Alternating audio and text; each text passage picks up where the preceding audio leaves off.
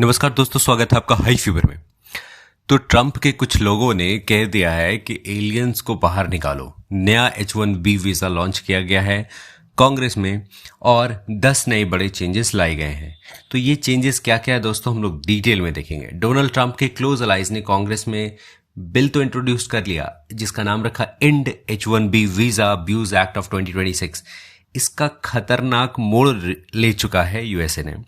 इस बिल के मुताबिक 3 साल तक नया H1B वीजा बिल्कुल बंद हो जाएगा। लॉटरी सिस्टम खत्म हो जाएगी, ओपीटी प्रोग्राम बंद हो जाएगा, H4 स्पाउस वर्क परमिट खत्म हो जाएगा। मिनिमम सैलरी $2 लाख, करीब करीब 1,80,000, 1,80,00,000 रुपए।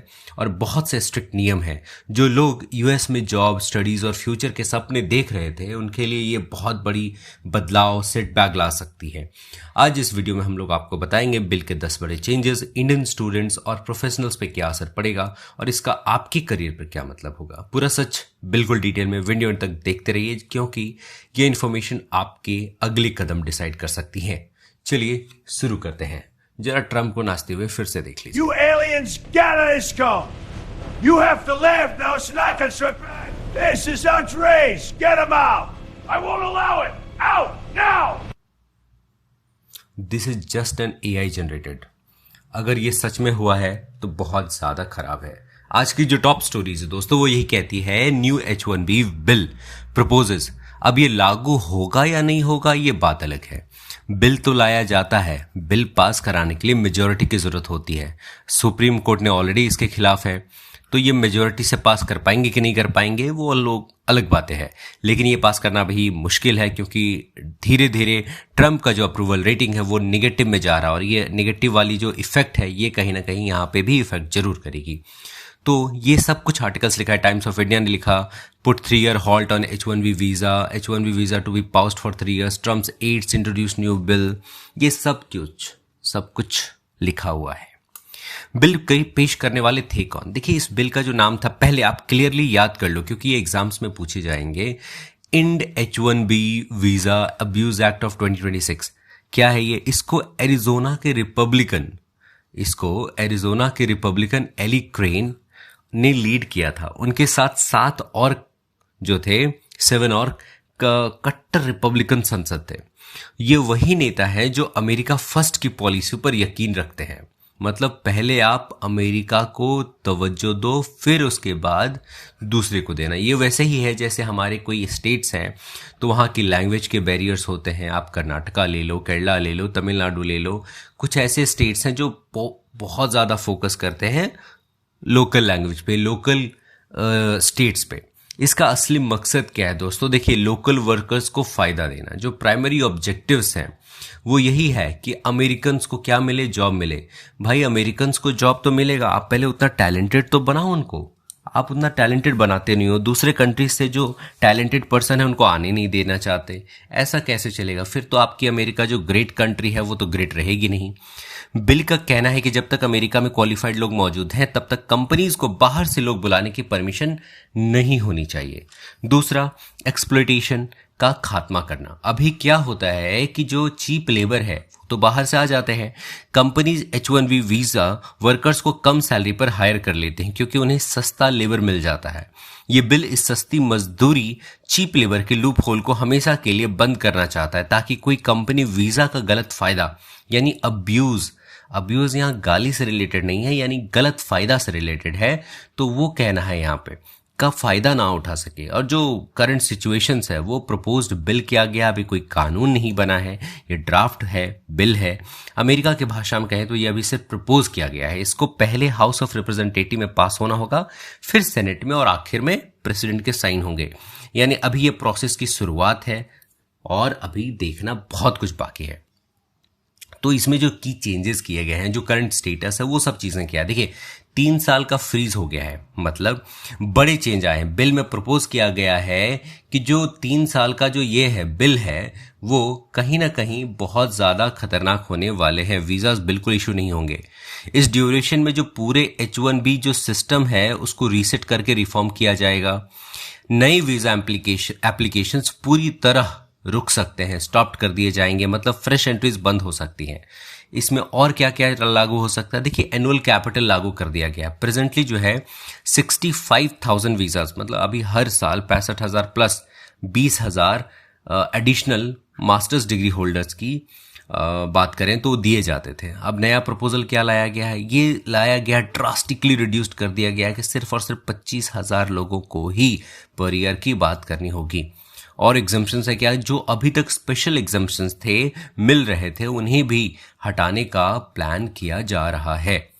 इसके साथ साथ में एक सैलरी फ्लोर लगाया गया है। मतलब क्या है इसका? देखिए, मिनिमम सैलरी जो भी होगी H1B वर्कर की, वो मिनिमम सैलरी $2 लाख, यानी कि अप्रॉक्स की बात करें तो करीब करीब 1,70,00,000 रुपए, ये आपकी सैलरी का प्रपोजल होना चाहिए, ताकि सिर्फ हाईली स्किल्ड और टॉप टैलेंट की को ही हायर किया जाए, चीप लेबर बंद हो जाए। तो सिलेक्शन सिस्टम क्या होगा? अभी जो लॉटरी सिस्टम है ना, वो लॉटरी सिस्टम उसको हटाकर वेज बेस्ड सिलेक्शन सिस्टम लाया जाएगा। अब यानी हाईली स्किल्ड प्रोफेशनल्स को हायर किया जाएगा, करंट लॉटरी सिस्टम को हटा दिया जाएगा। एक और चीजें आती है, एंडिंग OPT टर्मिनेशन, मतलब ऑप्शनल प्रैक्टिकल ट्रेनिंग। ये सब चीज़ों को देखिए, अगर ये प्रपोजल पास हो भी जाता है तो इसका जो सीधा असर है इंटरनेशनल स्टूडेंट्स और H1B वर्कर्स दोनों पर ही पड़ेगा। इससे क्या क्या होगा? OPT टर्मिनेशन मैंने आपको बताया कि ऑप्शनल प्रैक्टिकल ट्रेनिंग क्या होगा ये, इसके थ्रू 1 से 3 साल का जो एक वर्क एक्सपीरियंस ले पाते थे, इस प्रपोजल के बाद ये ऑप्शन खत्म हो सकता है। स्टडी के बाद जॉब का डायरेक्ट पाथवे ऑलमोस्ट बंद हो जाएगा। अगर आप वहां स्टडी कर भी लिए तो भी वहां पे जॉब आपको नहीं मिल सकती, आपको एक्सपीरियंस लेकर के आना पड़ेगा। तो ये जो डिपेंडेंट है, अभी H1B वर्कर्स होल्डर्स अपनी वाइफ, हस्बैंड और बच्चों को साथ ले जा सकते हैं H4 वीजा पर, लेकिन नए रूल्स के बाद ये अलाउ नहीं होगा। मतलब लोगों को फैमिली से अलग रहना पड़ सकता है। H4 EAD रेस्ट्रिक्शंस, ये क्या है? देखिए, वर्क परमिट का मिल जाता है। अगर H4 स्पाउसेस को वर्क परमिट मिल जाता है तो जिससे वो जॉब कर सकते हैं। अगर ये बैन हो गया तो फैमिली की सेकेंड इनकम भी क्या होगी? खत्म हो जाएगी। No green card pathway restrictions on PR, ये क्या है? स्ट्रिक्टली टेम्पररी वीजा, मतलब टेम्पररी के नाम पे तो वो बिल्कुल भी नहीं देंगे आपको। H1B को एक पूरे टेम्पररी वीजा बना दिया जाएगा, मतलब ये कोई लॉन्ग टर्म सेटलमेंट या US में सेटल होने का रूट नहीं रहेगा। अभी लोग क्या कर रहे हैं कि H1B वीजा ग्रीन कार्ड के लिए अप्लाई करते हैं, लेकिन नई सिस्टम में ये ऑप्शन ही रिमूव हो सकता है। मतलब US में परमानेंटली सेटल होने का सपना ऑलमोस्ट खत्म। अब आपको घर पे ही रहना है। स्ट्रिक्ट हायरिंग रूल्स है, बैन ऑन स्टाफिंग एजेंसी। अभी क्या होता है कि बहुत सी IT सर्विसेज कंपनी जैसे third party staffing firms H1B employees को हायर करके दूसरी कंपनीज में डिप्लॉय करती हैं। नए रूल्स के बाद ये क्या होगा कि ये मॉडल बैन हो सकता है। मतलब ये जो पूरा का पूरा मॉडल है ना, ये स्टाफिंग का, बैन ऑन स्टाफिंग एजेंसी, ये पूरा का पूरा बैन हो सकता है। पहले लोकल हायरिंग को प्रायोरिटी मिलेगी, H1B लास्ट ऑप्शन बन जाएगा। और अगर ले ऑफ किए हैं तो H1B हायर करना और भी मुश्किल हो सकता है। तो इससे इंडियंस और इम्पैक्ट स्टूडेंट्स पे क्या, देखिए, बहुत बुरा इम्पैक्ट करने वाला। भारतीयों पर सबसे बड़ा असर होगा, क्योंकि 70 से 80% इंडियंस ही होते हैं H1B वीजा लेने वालों में। और कहीं ना कहीं आप देखोगे तो जो ट्रंप का फोकस यही कहता है कि 70 से 80% लोग को ही निकालना है। एक्चुअली इंडियंस तबाही मचा रहे हैं सब जगह। इंडियंस का बोलबाला है, भारतीय का बोलबाला है, ये हर जगह पे अपना तबाही मचा के रखे हैं। अगर कुछ स्ट्रिक्ट होते तो सबसे बड़ा झटका इंडियंस को ही लगेगा, किसी और कंट्री से ज्यादा। ये कंपनीज जो इंडिया से स्किल्ड इंजीनियर्स को US भेजती हैं प्रोजेक्ट्स के लिए, लेकिन नए रूल्स के बाद क्या होगा? इसके बाद स्टाफिंग मॉडल बंद हो सकता है, सैलरी कॉस्ट बहुत हाई हो जाएगी, हायरिंग रिस्ट्रिक्शंस बढ़ जाएंगे। इनका पूरा बिजनेस मॉडल ही क्या होगा? हिल सकता है, और US मार्केट में कंपटीशन और टफ हो जाएगा। इसके साथ साथ मैं बोलूँ तो जो कंपनीज है US की, उस पर कुछ असर पड़ेगा। देखिए, कंपनीज को बेस्ट इंजीनियर्स और एक्सपर्ट्स हायर करना टफ होगा। क्यों होगा? क्योंकि यहाँ के जो IITians होते थे, यहाँ के जो अच्छे अच्छे स्कूल्स में एम्स वाले मेडिकल से पढ़े हुए लोग होते थे, उन लोगों को उतनी सैलरी पे लेना फिर उनके लिए कष्टदायक हो जाएगा। पोटेंशियली है कि आप $1 लाख तक तो कर सकते हो, लेकिन $2 लाख इनिशियल फेज में करना बहुत मुश्किल हो सकता है। इससे कंपनीज के लिए फॉरेन टैलेंट हायर करना एक्सपेंसिव डील बन जाती है। तो वो क्या करेंगे? अल्टीमेटली अमेरिकन्स को ही ये देना होगा। और उनके लिए हायरिंग कॉस्ट में भी बताया गया कि एक्स्ट्रा फीस आपको $1 लाख तक दे सकते हो। तो ये अपने आप में खराबी है उन कंपनीज के लिए।